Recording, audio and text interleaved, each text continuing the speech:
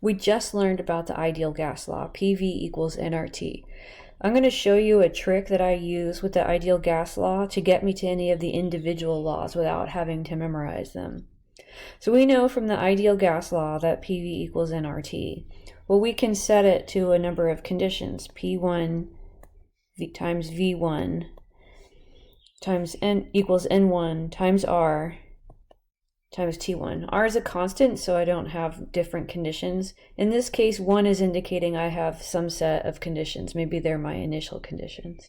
I could also have a different set of conditions, P2 times V2 equals N2 times R times T2 for my sample of gas. If the left is equal to the right on both sides of these equations, if I divide one by the other, I also have an equivalence. So I'm going to set up this ratio of my initial and final conditions. I like to put my final conditions, P2, V2, etc. on top because often that's what I'm solving for. And just algebraically, it's one less step. Well, let's say that I have some change in conditions. N1 is equal to N2. That's the amount of gas, the number of moles of gas. So maybe I have a balloon and the balloon is sealed and no gas has been introduced to the balloon or released from the balloon. And maybe the temperature is unchanged. So my initial and final temperatures are the same. Well, I can come up with an equation that will allow me to calculate my final states by just getting rid of the constants in this. So if N1 is equal to N2, that means they cancel each other out. R will always divide out because it's a constant and it doesn't change. T2 and T1 will cancel because T2 divided by T1 is going to be equal to 1. So now the right side of this equation is equal to 1.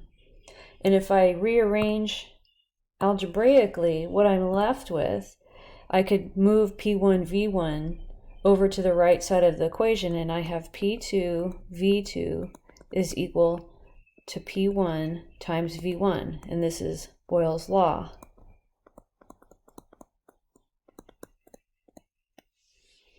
I could also have, alternatively, the case where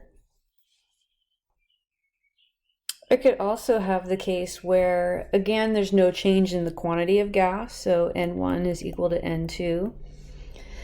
And maybe I don't allow the volume of my gas to change, so V1 is equal to V2.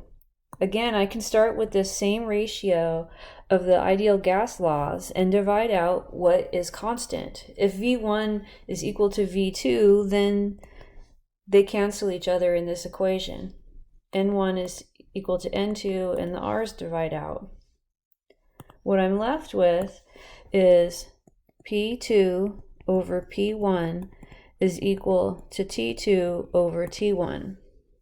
And you can use this just like this and solve for whatever quantity, the final temperature or the final pressure.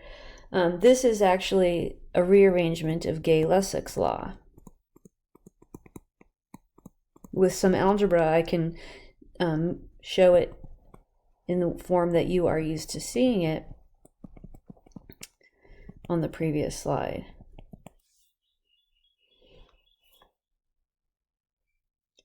Once again, I can have a set of initial and final conditions where maybe in this case pressure is held constant and the moles of gas are held constant.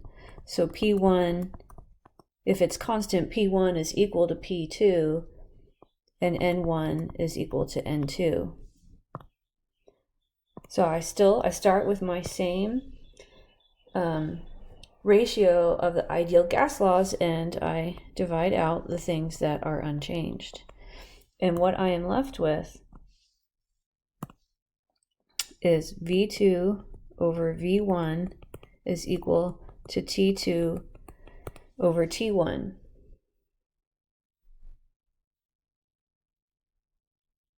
And this is a rearrangement of Charles' law, and you can use it this way.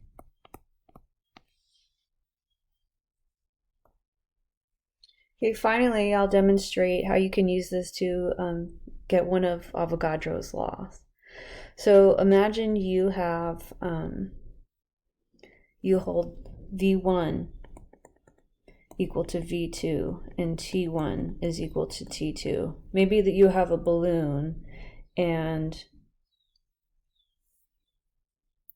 well, actually a balloon wouldn't work, but imagine you have a flask, a flask with rigid walls, and it's got a gas in it, and some of the gas molecules are left out, are removed, and you need to calculate the new pressure. So again, I'm going to divide out the things that are held constant.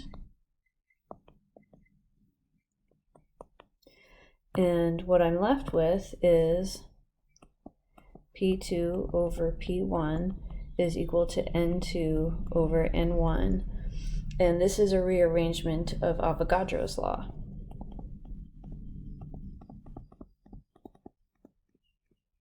So it's not important to me that you memorize the names of each law and what relationship it goes with, but it is important to me that you are able to either have all of these equations ready at your disposal and know how to use them, or you start with this ratio and get to what you need.